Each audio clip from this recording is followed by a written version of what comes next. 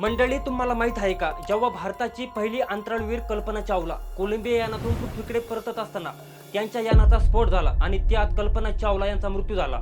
पण हे नासाला आधीच माहित होतं की कल्पना चावला आणि त्यांचे 7 सहकारी कधीच जिवंत परत येऊ शकणार नाहीत। शास्त्रज्ञांना मृत्यूची खात्री असूनही त्यांनी हे सत्य अंतराळवीरांपासून का लपवलं?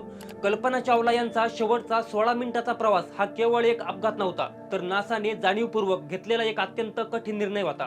16 जानेवारी 2003 रोजी कोलंबिया यानानं जेव्हा उड्डाण केलं होतं तेव्हा त्याच्यासोबत एक मोठी इंधनाची टाकी जोडलेली होती। या टाकीवर बर्फ साचू नये म्हणून इन्सुलेशन फोम लावला जातो। उड्डाणानंतर अवघ्या 81 सेकंदांनी या फोमचा एक मोठा तुकडा निसटला आणि ताशी सुमारे 800 किलोमीटर वेगानं यानाच्या डाव्या पंखावर आदळला। या प्रहारामुळे पंख्याच्या लँडिंग एजवर आरसीसी पॅनलला मोठे छिद्र पडले। या आरसीसी पॅनल यानासाठी ढाल म्हणून काम करतात, कारण पृथ्वीच्या वातावरणात परतत असताना होणारी प्रचंड उष्णता सहन करण्याची ताकद फक्त त्याच्यात असते।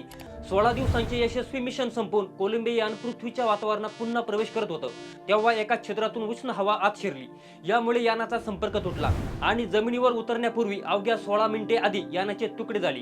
यात कल्पना चावला यांच्यासह सर्व 7 अंतराळवीरांचा मृत्यू झाला। अपघातानंतर झालेल्या चौकशीत एका वरिष्ठ नासा अधिकाऱ्यांनी कबूल केले होते की जर त्यांना आधीच कळले असते की यान पृथ्वीवर परतताना जळून खाक होणार आहे, तर आम्ही त्या अंतराळवीरांना सांगून काय मिळवले असते।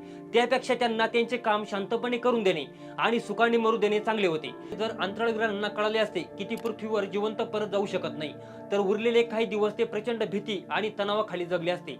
त्यांच्यासाठी ते 16 दिवस मरत यातना ठरल्या असत्या। मंडळी, त्या दिवशी कल्पना चावला शारीरिकरित्या पृथ्वीवर परतल्या नाहीत, पण त्या साऱ्या विश्वाची लेख बनून कायमच्या ताऱ्यांमध्ये विलीन झाल्या।